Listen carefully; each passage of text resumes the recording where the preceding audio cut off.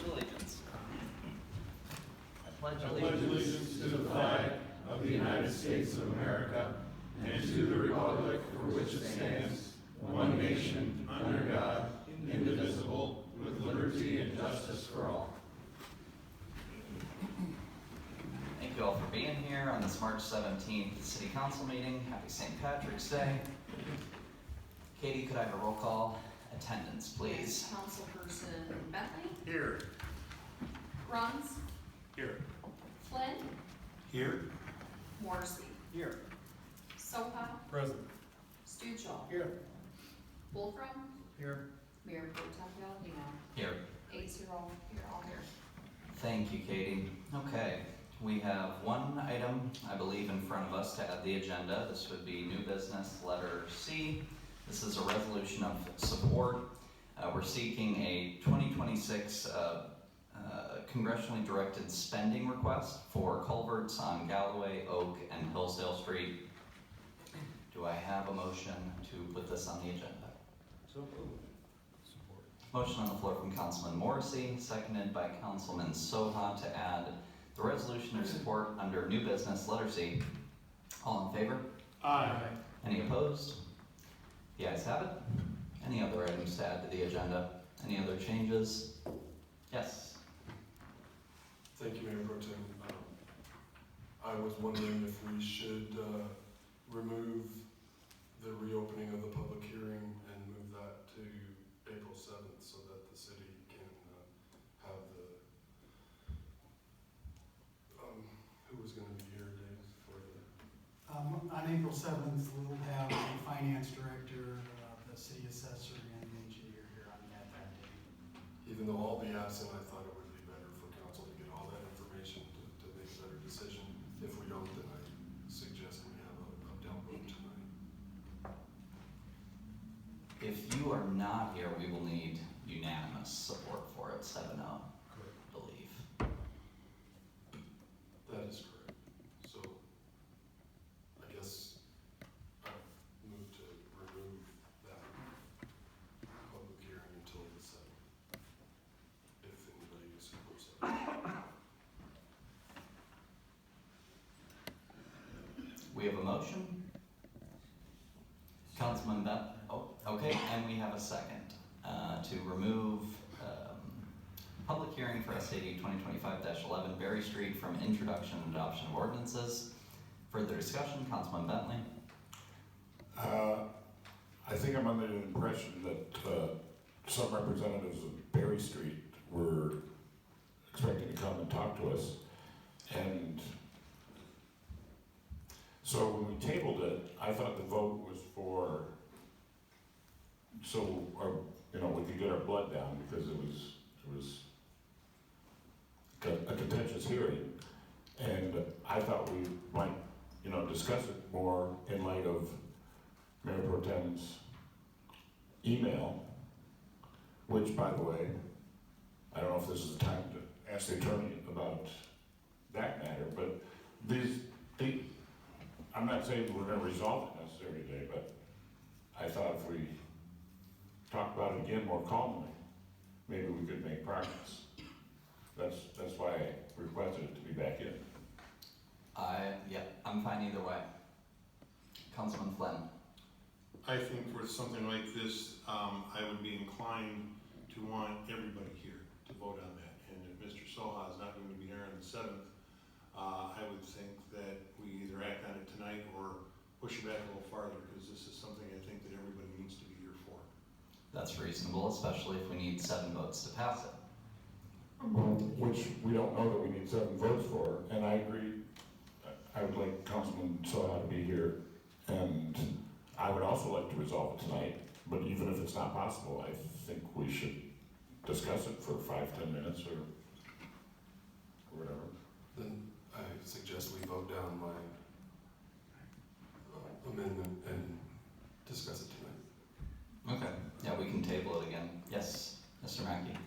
What I was going to suggest is that the council actually make a motion not to reopen the public hearing, and that you would be better served by making a motion to reconvene Street public hearing on April 7th for a number of reasons. One, we will have all our staff here to answer the questions that council and the public might have, but also, if you go back to the last meeting where we discussed, we were having our discussions, actually in that meeting, Kim Thomas came up to the podium and asked if it could be brought back up in April because of her board of review work.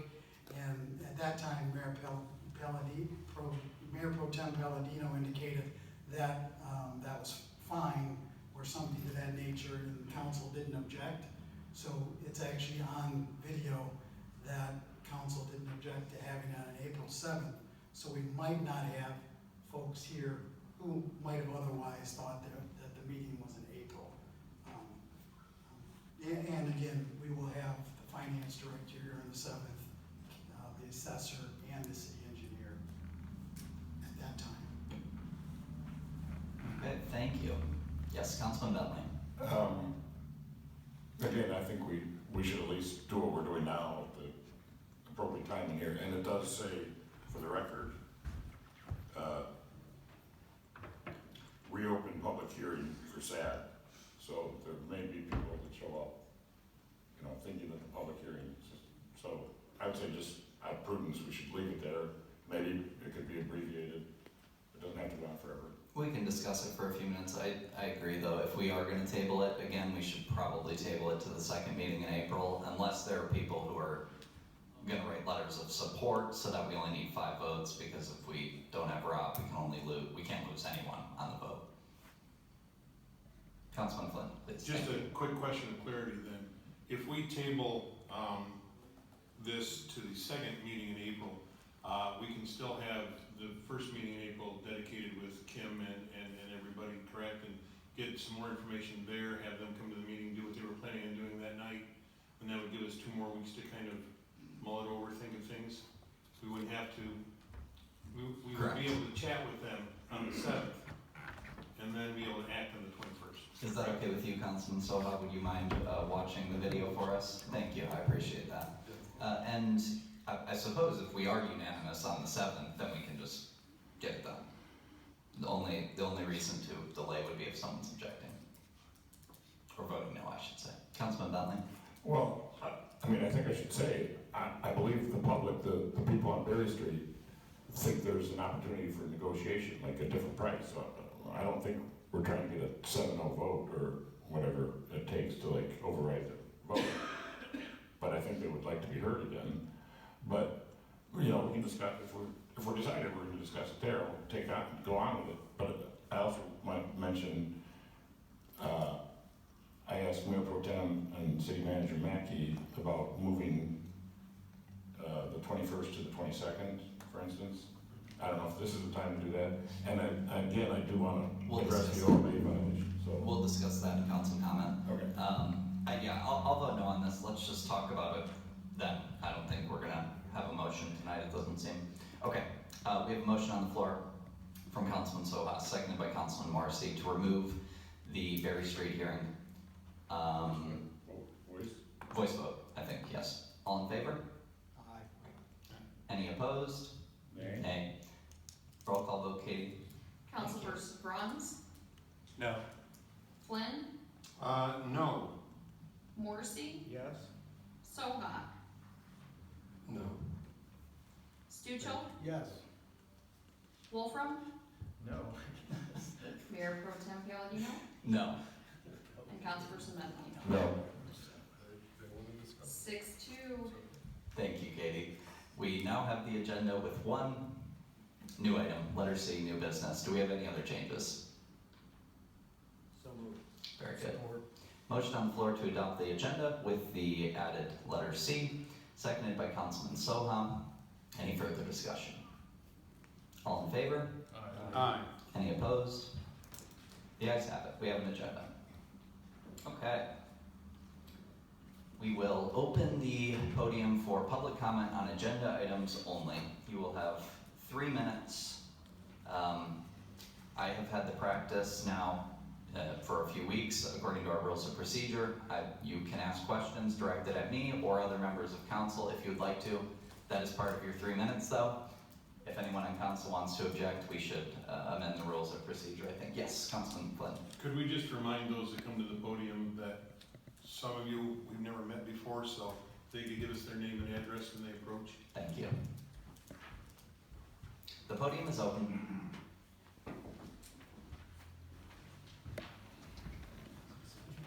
Joseph Henry, 181 Aria Street. Mayor and Council, I want to speak on Mrs. Moore's resignation, which follows the same pattern of negativity that we saw from Mr. Walters when he was the airport manager. Instead of taking responsibility, both chose to step away, blaming the community rather than addressing concerns. It is no coincidence that Ms. Moore's resignation immediately after council decided that airport improvement funds should be used before tapping into the city's general fund. That was her right, but quitting in the middle of the terminal build only serves to disrupt progress and harm the city.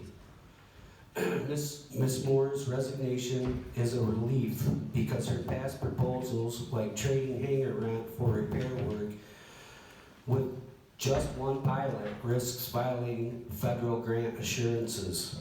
Going forward, this helps protect our airport from losing funds or facing penalties. Her departure allows the city to move in a direction that ensures compliance and responsible management.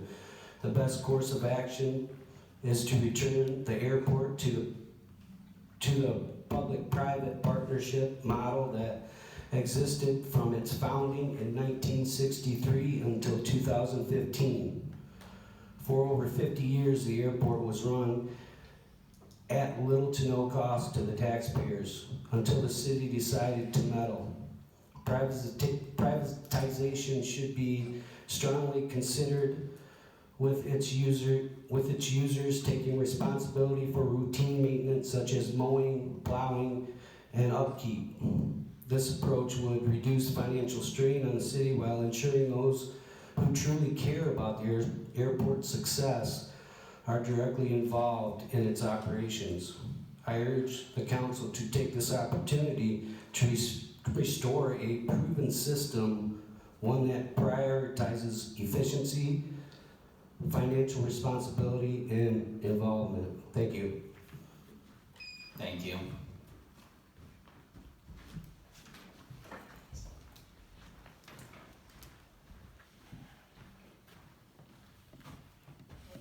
Sky Sessions, 102 Cold Springs Circle. According to the email dated March 11, 2025 by Joshua Palladino, which looks like a violation of the Opens Meeting Act, is suggesting that the SAD policy change with the new revenue of approximately $116,000 given residents some relief.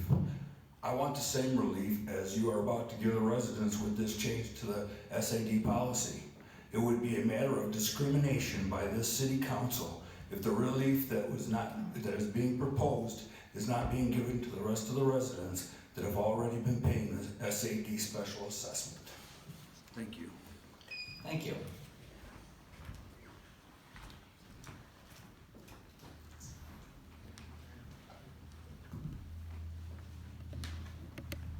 Shannon Gaynor, Ward 4. On the road diet report, so I read that, and it almost sounds the same as before, except a little bit of language has changed. Instead of saying a bike lane, now they have a lane that wheelchairs, bikes, people, extra space can walk. It's still gonna be the same thing, a bike lane. And if we don't have that extra space, then you wouldn't have to cut off Cook Street and do all the other closures of the streets. In downtown, it's not so bad. You know, the lane changes, but have you counted the houses from like the bank all the way down to the fairgrounds? All those houses back out onto 99.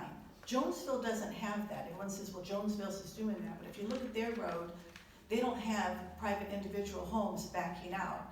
You change those lanes. Right now, if I'm going down the road, I'm going south, and somebody is backing out of their driveway, I move over to the other lane to get out of their way, because I can see them backing out. If we change those lanes, those people who are backing out of their driveway, there's nowhere to go, because there's a center lane and 2 lanes, so where does that oncoming traffic, how does it get out of the way of somebody backing out of the road? Especially during, people getting off work and things like that. Also, I hope all of you have watched the video, that the majority of the people in town do not want a bike lane. We don't want all this changing. It's gonna cost us over $200,000 of money again for making changes that really aren't that necessary. We need changes to get people across the road and walking. I know I'm a walker and I like to walk down by the college. I live over here, I have to watch traffic to get across the road. There's no way at all you're going to make this intersection safe to walk. No matter how you do it, it's just not a safe intersection to cross. Unless you have where all lights turn red, people can push a button and then cross. So that's kind of out of the picture. So I'd like to rethink this road diet and just that little bit of language change that said no bike trail or not bike lane. Now we just have other language for wheelchairs and whatever they had named up. Thanks. Thank you.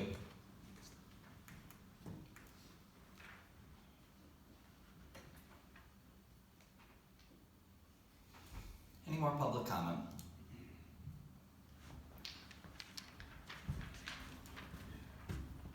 Hey, Zach Steiger. I'd also like to voice my opinion in and concerns about why this road diet is still being moved forward with, when the overwhelming majority I saw it was against developing this. And the comments that were just brought up by the lady who spoke before me, I feel are valid ones, particularly with keeping the flow of traffic going. We have plenty of other roads in this city that need to be fixed, and plenty of other areas of tension that should be addressed before beautification of a road that is perfectly serviceable at the current moment. Thank you. Thank you.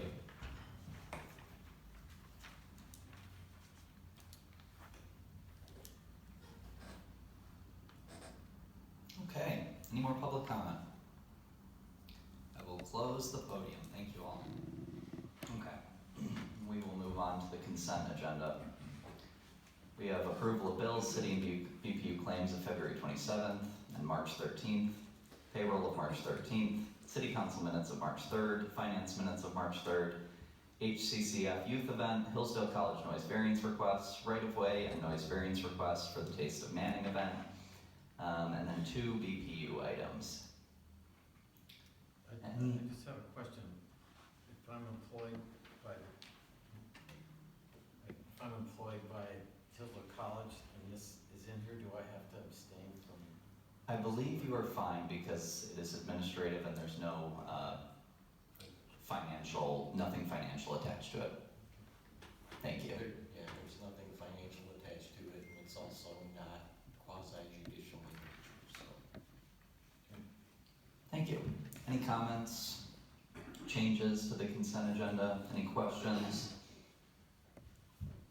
I move we accept the consent agenda as presented. Second. Motion on the floor from Councilman Flynn to accept the consent agenda as presented, seconded by Councilman Morrissey.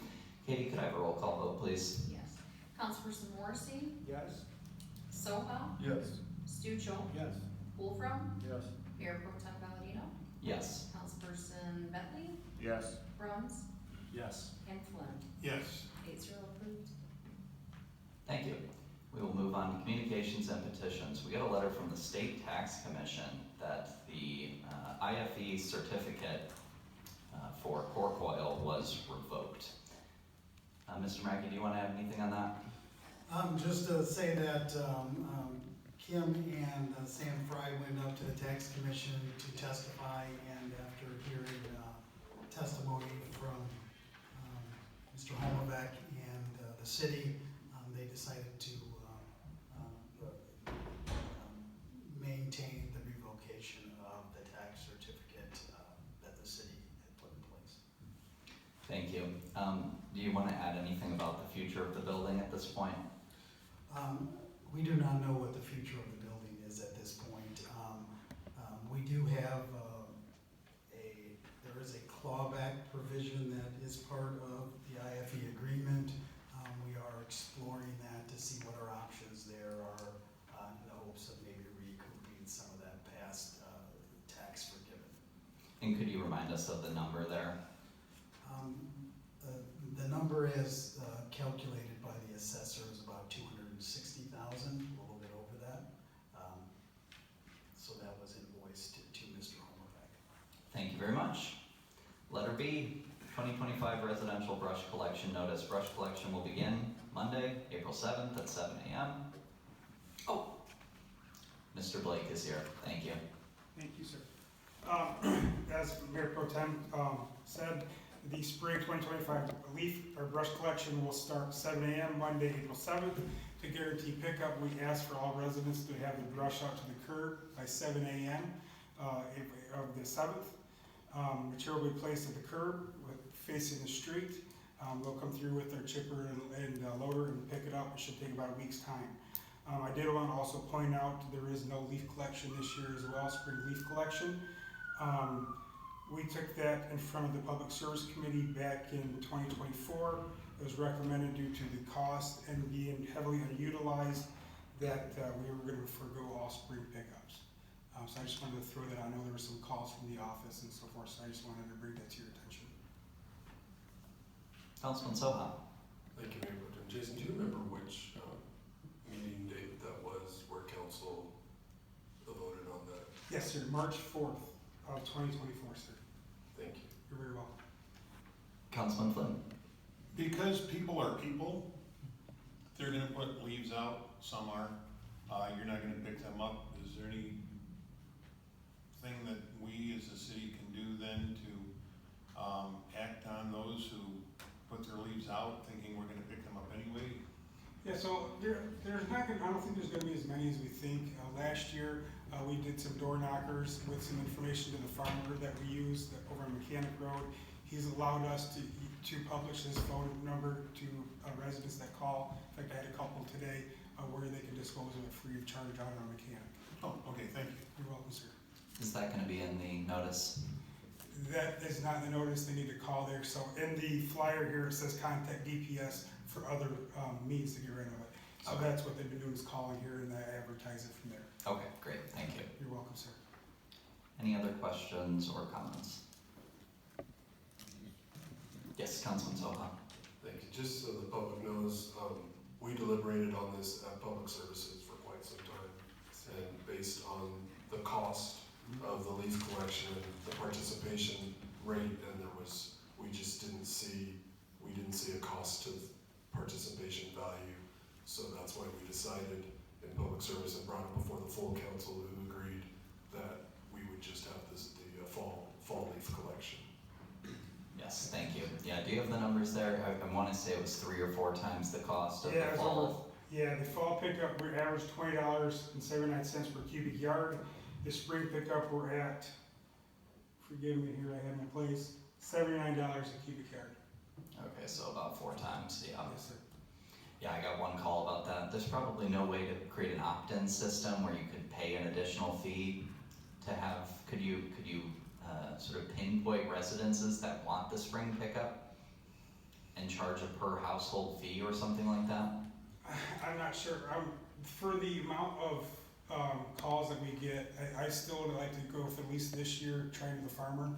It's worked out well in the past, and I foresee that still in the future. Okay, thank you. Thank you, sir. Anything else? Okay, Thank you, sir. thank you, Mr. Blake, appreciate it. Okay, communications petitions, letter C, road diet report. Okay, hope everyone had a chance to look through this. Is Alan here? Thank you, Alan.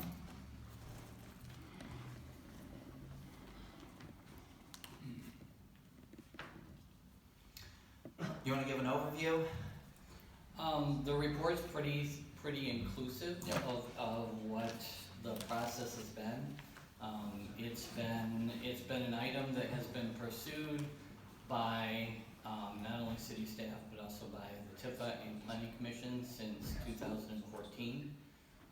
It's just now that MDOT is looking to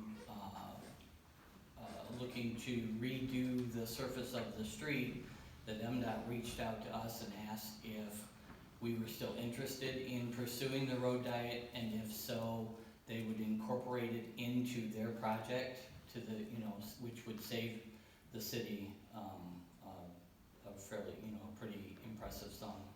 So that's why we pursued it at this point.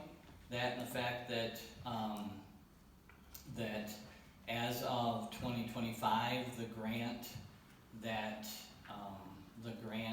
to offset some of the costs, it's called the TAP grant, was made available again to the city. It's only made available to cities every 20 years. They used it, the city utilized it the last time in 2006. And so we took advantage of both of those things to sort of kickstart the project. Thank you. Let's get some basics out of the way before we open it up. Is there any way to get this money without the bike lanes? No. It is a transportation alternative program, which means, and that means that it has to be non-motorized improvements. If we don't make, and since the intent is to reduce the number of lanes, but not actually reduce the physical width of the road, we have that space available anyway. And so by calling that space a bike lane, it enables us to actually apply for that grant. We have to actually draw the bike lanes on the road. We have to have that alternative lane in order to get it. Okay, thank you. I saw one other category for the TAP grant, something about historical preservation. Is that accurate? That's, yes, but we're not doing anything that is going to endanger any type of historical structure or historical attraction. Okay. I was gonna ask if this being a historically classified downtown alone could get us there, but No. that was No, gonna be a because Broad stretch to Street, begin because with. Broad Street has always been Broad Street. It's always been that width. So, so we're not looking to reduce it, and so it doesn't change the historical fabric of the downtown. Okay. And then could you go through some of the major changes at Broad and North, Broad and Waldron, Budlong, and then Broad and Howell? So one of the items would be to close off the small area of Hillsdale / Howell Street that runs between Carlton and Broad, between the city and the post office, in order to incorporate it, into a larger project that would actually enable us to create a larger parking area that could be utilized not only for City Hall and the post office, but also for downtown businesses as well. The other is the little spur of Budlong that runs between Waldron and Broad Street. And then the other one is to close off Cook Street and vacate Cook Street, since the city has very little intent on improving that street, return it to the adjacent properties. And then one of the other things that would be implemented would be an improvement to the signals, both at Bacon and at Broad, and then the traffic counts and the pedestrian counts are such that it would allow for us to upgrade the signal at Broad and Carlton so that it could be, so that it could incorporate light delays that would make the crossings more pedestrian friendly. Thank you. And no plans for North Howell and North over there? No. Okay. All right, anything else factually to discuss before we, oh yes, Councilman Morrissey. It says here that the TAP grant would offset the cost of the project by 80%, with the TIFA sharing the 20% match required. does that mean that, what does that mean in terms of residential property taxes? Will any residential property taxes be used for this project? The $100,000 would most likely come from the general fund. I mean, I don't know where that was something that Jason has been budgeting for and as part of the CIP, but I don't know, I couldn't tell you exactly where the funds were going to come from. Thank you. Do you know, could we use the major streets fund for this? Or the trunk line fund? I don't know if that specific fund could be utilized for this. Depends on what the improvements are. That'd be a good question for the city engineer, or Jason might know the answer to that. Okay. Is the proposed split right now 50% TIFA, 50% city? Okay, So, thank you. to answer that a little bit, come from everywhere. So with the parking lots, we can come out of the general fund, parking lots, capital improvement. Some can come out of the 204, depending on the repair or the upgrading area we're looking at. Okay, so that's local streets and major? Yes, there is a local over here, major parking lots included in this, and so forth, yes. So we are gonna get all of those improvements for 100,000 from the city's perspective? Yes, just this parking lot Not alone is including TIFA. 270,000. That's what you estimated for it? Yep. Okay. Do you have estimates for all of the repairs? Yeah, if you look at if you were to,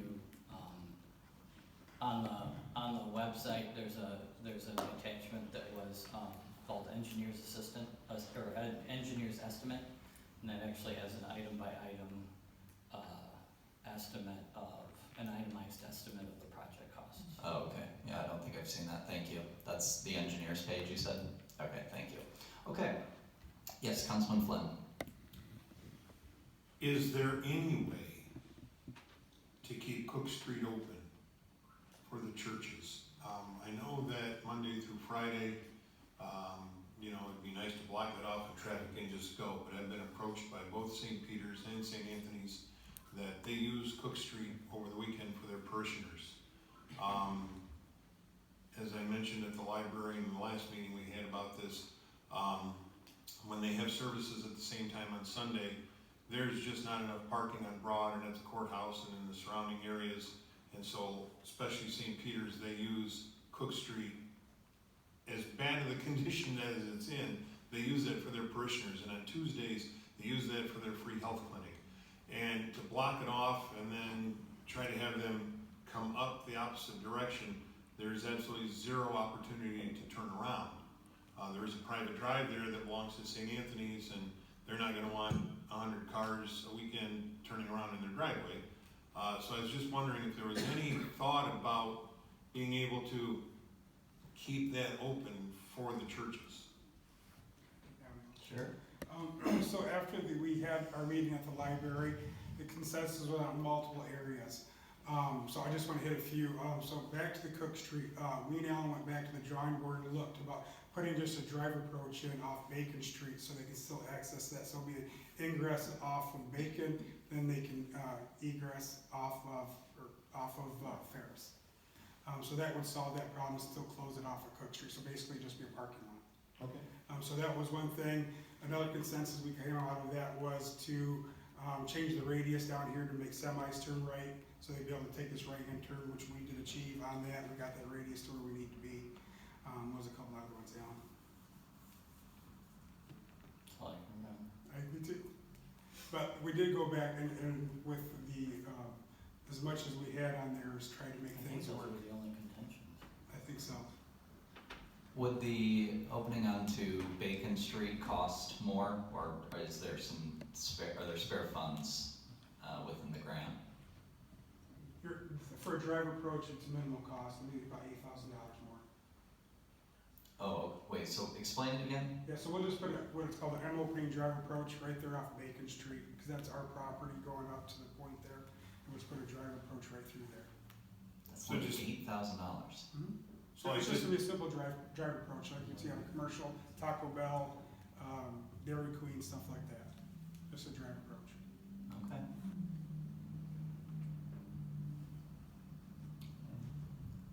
Councilman Flynn? One other, the mess that is currently where we're sitting. Do I understand correctly that where the police cars park right now, that would be one way towards the downtown, and then you would turn left to get to the post office? Is that the way I understand that? That's the current idea. The current idea, right, okay.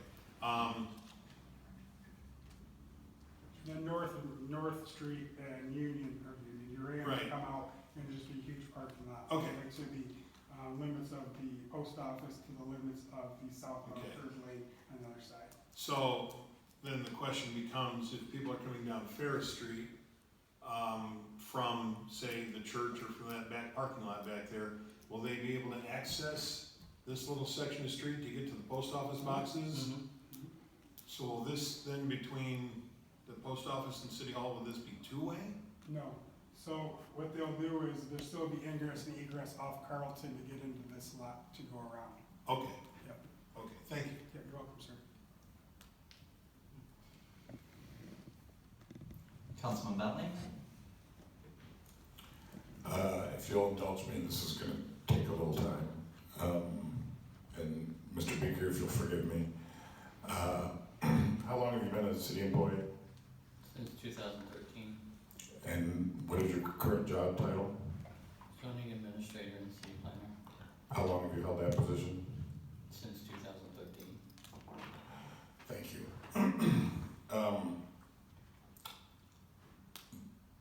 This is, again, if you'll indulge me, this is my first opportunity to engage with this process, which I don't understand. I don't understand how it's gotten to this point without input from the public. You were at the library meeting. Jason asked you if you could think of any other issues that were brought up. I was there for the whole 2 hours, as were a number of us, and we heard almost unanimous negativity to the whole project, especially the bike lanes. So you started this in the fall of 2023. This particular, This particular iteration, and the 10 slides we all saw were put together as early as October of last year, 2024. They've been under design since we first started talking to MDOT in 2020. But the slides themselves released to the public or to council. I saw. They were completed and presented to the public in 2024. In 2024, yeah. You can't say more specifically when. Like I saw them dated October, but Sounds about right. Did this- I think it was a little before that. but- did any of this go through a committee with any of us It's on it? gone, as far as that particular iteration, it's been before TIFA and it's been before the planning commission. They both blessed it. We had the public forum meeting, which is the first of two that will have to happen before MDOT will actually ever sign off on the project. But they were the preliminary stages. As far as the concept of a road diet and reducing M99 from its current 4-lane down to 3-lane, which is a center left turn designated lane, that actually has been discussed since TIFA's placemaking study was completed in 2015. Okay, I understand the discussion. And there's been on it. public hearings all along. There was a public hearing when the placemaking study was released. There have been public hearings for every single one of the master plans, and each one of the master plans included the project to reduce and create a traffic calming plan to M99 for the last two iterations of the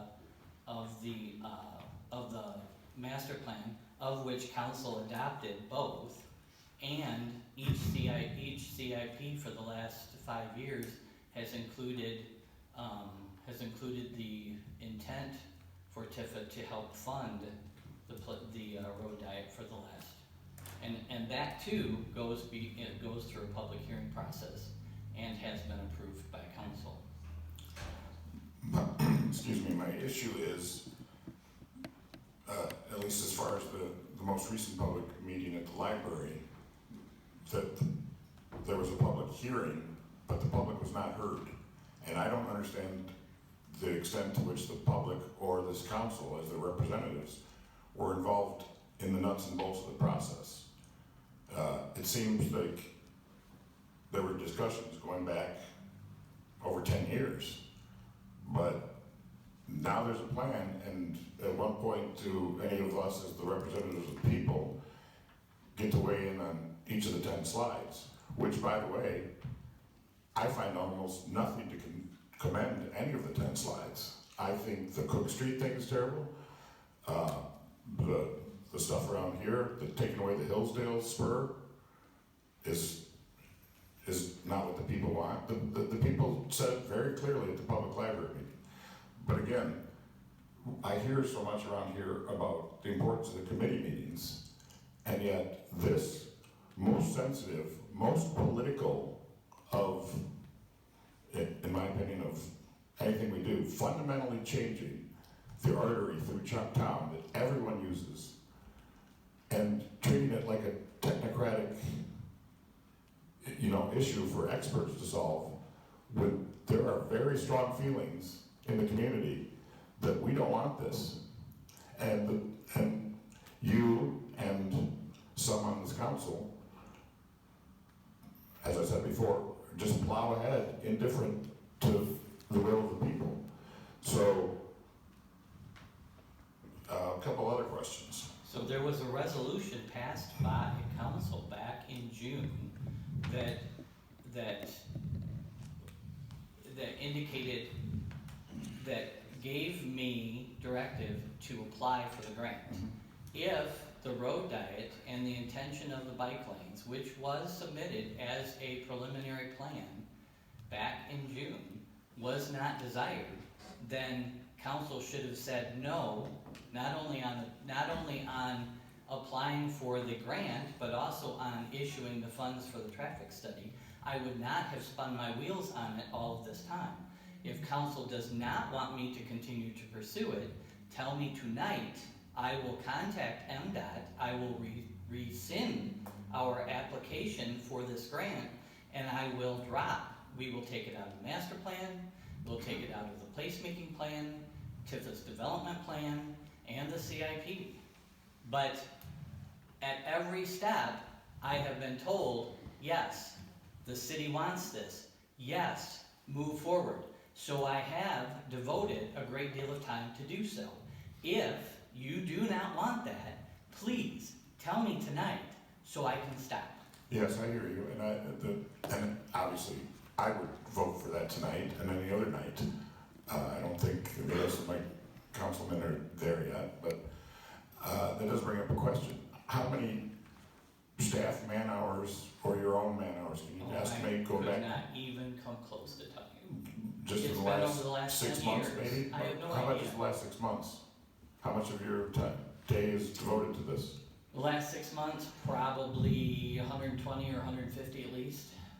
And what changes came out of the library board meeting, the public hearing? Did anything change? I don't see the changes. The 10 slides. So we did not change the fact that there are bike lanes, because if I'm going to move forward with a grant, they are required. We're not changing the physical width, and I heard a lot more positivity about reducing the number of traffic lanes in order to reduce the speeds, especially through the downtown, and enable there being a buffer space, which in this case, the buffer space is simply being termed a bike lane. If there aren't any bikes on it, then it's just a buffer space. But the physical width of the street is not changing.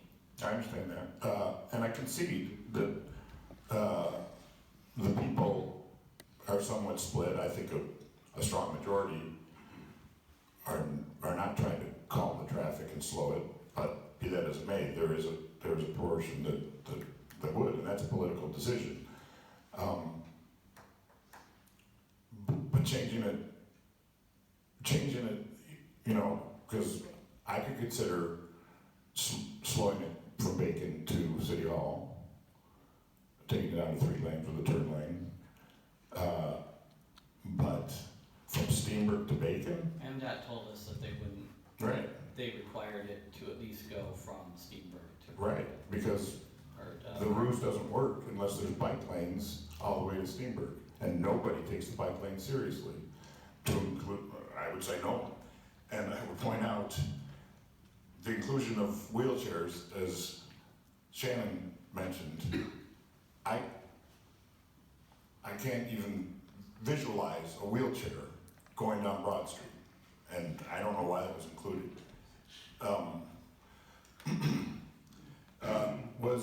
Were the police or Chief Hefner consulted on this? I started emailing Chief Hefner and including him on emails in 2020 when we first approached him.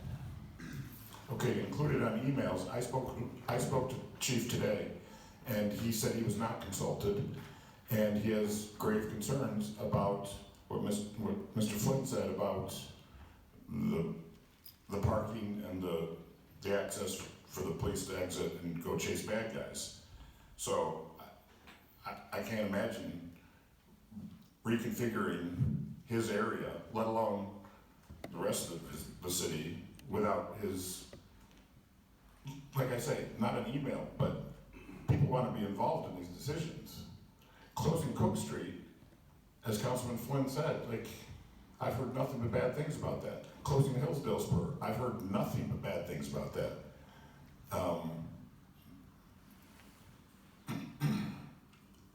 You say we get 0 from MDOT without this whole plan. That's hard to believe.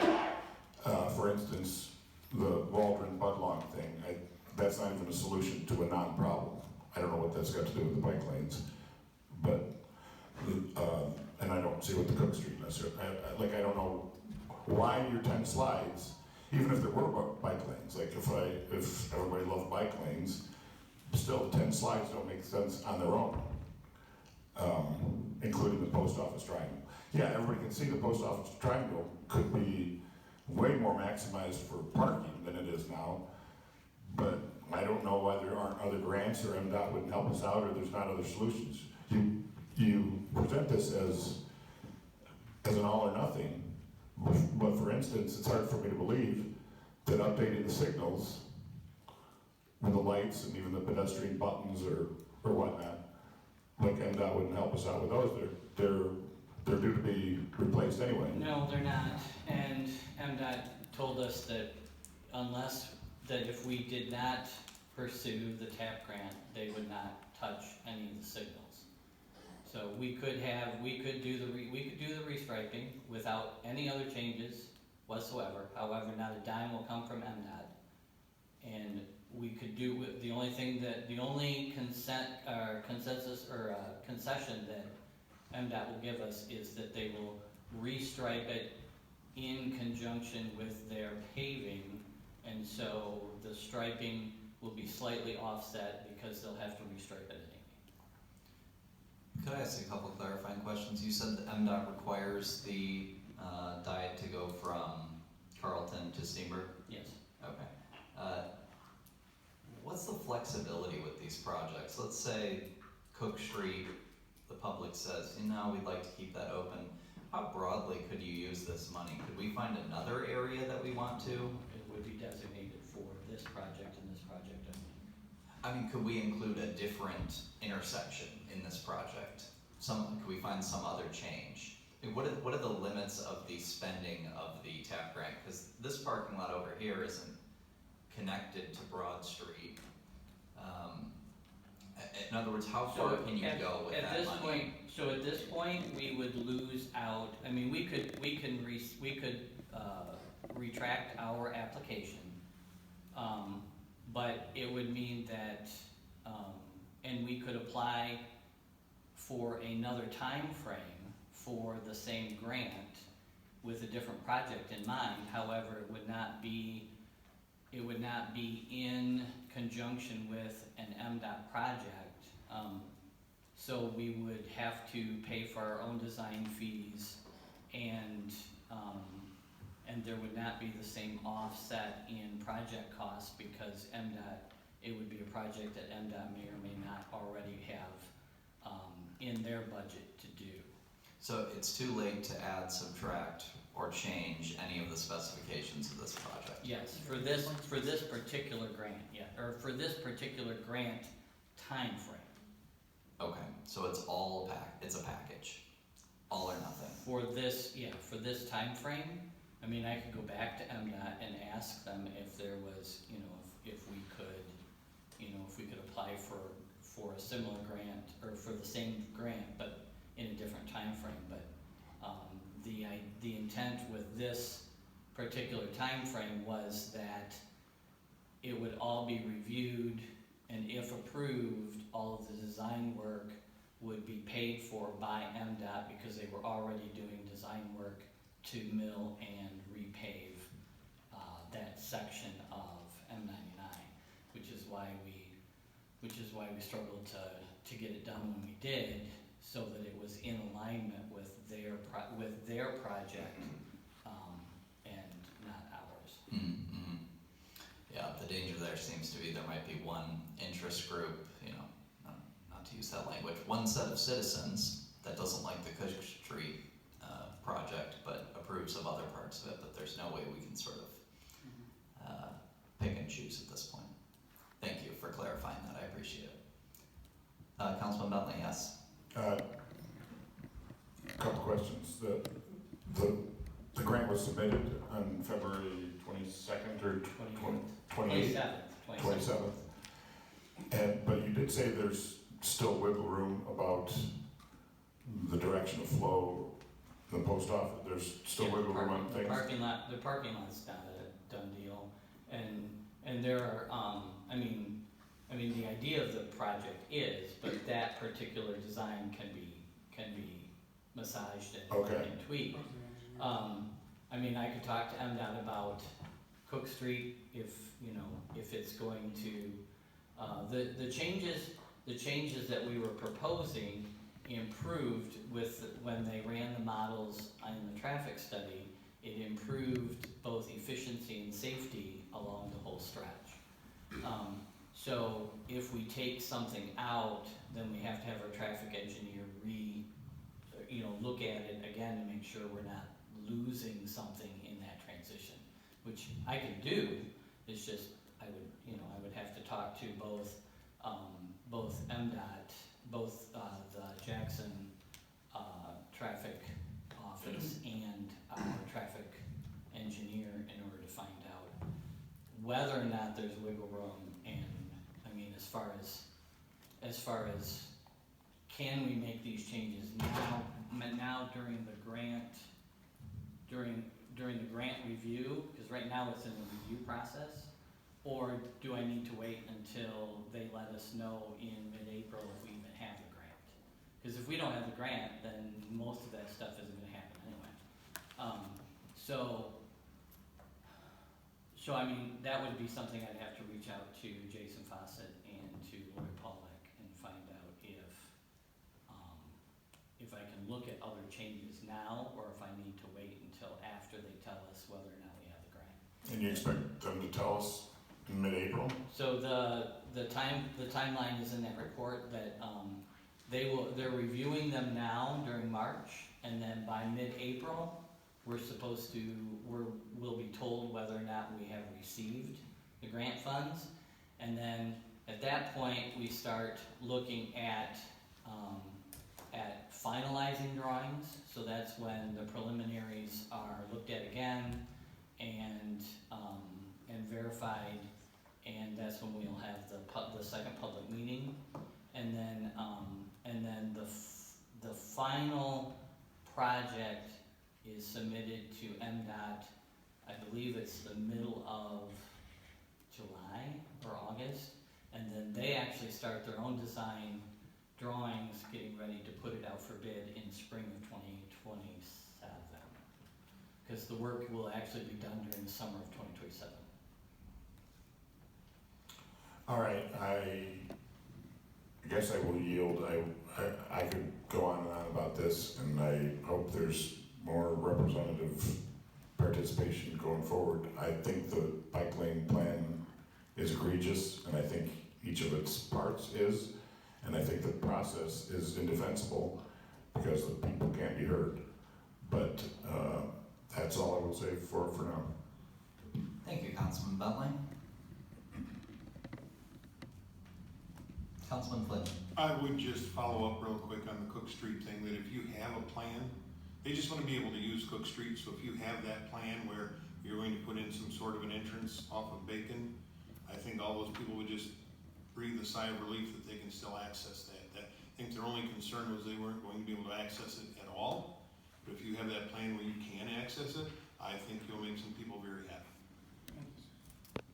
Thank you, Councilman Flynn. Councilman Soha. Thank you, Mayor Pro Tem. Could you explain what you meant, Ellen, by vacating Cook Street? It's the same process that we've done on part of Superior, on part of Fairview, some alleys, where the city council votes to vacate, which means they give up the right to continue to use it as a right-of-way, and then the property is equally distributed amongst the adjacent property owners, and it goes back on the tax roll and is added to their individual properties. To follow up, so the churches would be like we did over here with these houses on Union. They would a couple become years ago, responsible for maintaining and and doing repaving whatever it. they want, yeah, with the proper, with the street. So then us building, it would just be like building an entrance to a parking lot, is that what that is?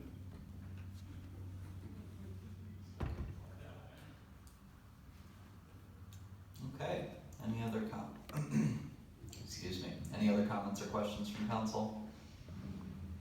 Councilman Bentley.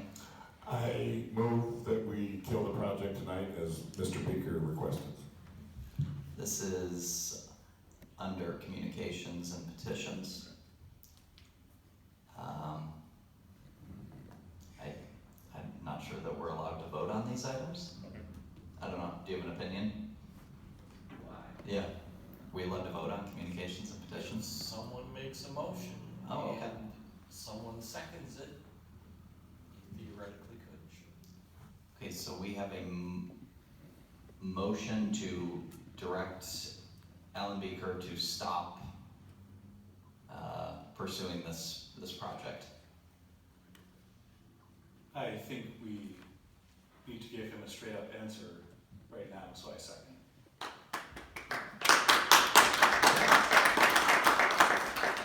We have a motion from Councilman Bentley to end the road diet project, and a second from Councilman Bruns.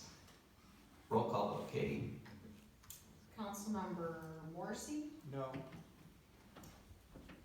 let's see, Soha, No. Stuchel, Hell no. Wolfram, No. Mayor Pro Tem Palladino, No. Councilperson Bentley, Yes. Bruns, Yes. and Flynn. No. So 2-6, it fails. Thank you, Katie. Any further discussion on this item?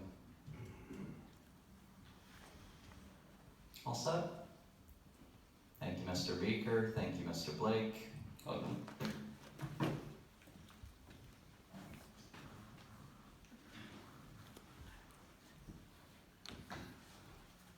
Okay, sorry, computer turned off. Okay, communications petitions, letter D, we have a letter from our airport director, Ginger Moore. She has announced her resignation. What is the effective date of her resignation? Excuse me, there is no effective date on it, but she wishes to transition as soon as possible, so she will help Okay. in the interim. She gonna give 2 weeks with the new director? I would assume so. Okay, great. Thank you to Ginger. Yes, Councilman Morrissey. I move that we accept the resignation with regret. Thank you. I'll second that. Motion on the floor from Councilman Morrissey to accept Ginger Moore's resignation as airport manager with regrets, seconded by Councilman Flynn. All in, oh, Let me comment, if I could. oh yes, yep. I just, as a council member, and I've known Ginger since high school, I would like to apologize to her for the abuse and the negativity she said. She said, I think we had a good display of that just a few moments ago with Mr. Beaker. There's a decorum that we should carry. And I have never had a city employee treat me the way I've seen council treat them. They're nothing but professional, highly trained, highly professional communications. They don't need to be interrogated, they don't need to be yelled at. Yeah, questions, yes, but our roles should be a lot more higher than what we're doing, and I think we need to clean this up. But I want to apologize to both Mr. Beaker and to Ginger. They're good people, good hardworking people, and I really regret. The city lost today. Lost big time. Thank you. Councilman Bentley. I think I take offense at that. I thought I treated Mr. Beaker professionally, and I respect the job that staff does, and Ginger particularly, and if she was referring to my negativity, I would be surprised. I treated her respectfully and heard her out and voted no respectfully. I thanked her for her presentation. I hear nothing but good things about Ginger, and I'm sorry to see her go. So I don't know the negativity she's referring to, whether it was from council or not, but voting no is not disrespectful, and it's not negativity. So I'm not sure what she's referring to. I'm sure social media does what social media does, and fair enough, but she's been here for 8 years, so I had a question about what she was referring to too. So thank you, Councilman Stuchel, for giving me this opportunity. Thank you. Any further comments? We have a motion and a second. Yes, I'll add that, and separate negativity from the policy discussions. One similar example would be our discussions with Dial-A-Ride recently. When I asked Mr. Blake, I said, we're losing too much money on Dial-A-Ride. It was just very simply, okay, here's what we can do to get that done. Here's what we can do to advance that agenda. It's very simple. It wasn't, you want to shut down the airport, it wasn't negativity.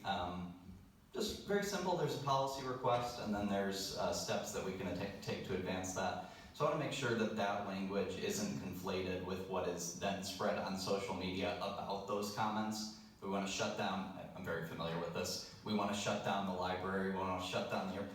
That's not what that means, right? There's a policy discussion, we need to make improvements. Our citizens want public safety and roads, and then the other things, pretty demonstrably from what I hear from them. And we'll just work toward those. It's very unfortunate. And since 2017, I will say fuel sales, hangar rents have gone up dramatically at the airport. So there's good work there. But I just want to separate the policy discussion from our feelings about certain departments. And I think we're doing a pretty good job of that up here. Any other comments from the floor, or from the council, excuse me? Okay, we have a motion and a second to accept Director Moore's resignation with regrets. All in favor? Aye. Any opposed? The ayes have it. Thank you, Ginger. Look forward to a smooth transition at the airport. And I've lost it again. Okay. We have a verbal update from Commissioner Ingalls. Hi, Doug. Thanks for being here. Hello. Thank you, Mayor, Council, City Manager. Bear with me, please. I'm using borrowed glasses. I think I can get through it, though. I have a report for you this evening. The Board of Commissioners received a presentation from Spark at our last meeting with pictures of the courthouse as the project progressed from beginning to current. Many excellent pictures of professional quality. The young adults spoke of the history of the courthouse. Also, they told about their experiences of taking the photos and expressed great appreciation for the courthouse project. They also mentioned Lewis Army Park, where they take many pictures, and their appreciation around our community. City Hall is one that we've had an extensive project through the years, and they appreciate being involved in a community where they can participate, and this is just overwhelming when you listen to these young adults speak and we see the pictures that they do. They're first class A #1 photos. Another item, the Board of Commissioners had an extended discussion on funding for county parks, and we'll have a joint meeting on April 22nd to further discuss and make decisions regarding the park budget and funding. In another item, the Board of Commissioners has created a new position titled Senior Finance Manager. The current Finance Manager, Derek Ringman, will move into that position, and some of the added roles that he has from the clerk's office. The accounts payable is moved to finance, payroll, and also workman's comp. So with those additions to his role, that defined a new job title and a new position. Our department heads and elected officials also participated in the ESTA, the Earned Sick Time Act webinar, to learn how to comply with the new employment laws. And that's my update for tonight. If you have any questions, please ask, and I can see you guys. Thank you for your vote on the parks. They've been working with a tight budget for many decades. I looked through their financials and they've been stagnant for quite a while, besides that bump in 22, I think it was. And this isn't just maintaining a plot of land with a swing set on it, right? This is one of the gems of the county at Lewis Emery. So I consider parks one of those sort of, besides public safety and infrastructure, one of those first order goods of government. So thank you for that. Any comments or questions for Commissioner Ingalls? Just to follow up on that, the parks and the recreations that we provide, and the city provides as well, is an absolute definition of quality of life for our community. And part of our obligation is to enhance the quality of life. There's lots of ways to do that. You know, the streets are certainly part of it, public safety is certainly part of it, but the other aspect is the recreation. All of these things put together are what bring people to our community, and that's what our goal is and what we try to achieve. So. Yes, thank you. And it was $15,000 in the grand scheme of things, but I shouldn't get involved in county politics. Okay. We thank you for your input. Any other comments or questions for Commissioner Ingalls? Thank you very much. Thank you. Okay, we will move on to introduction and adoption of ordinance.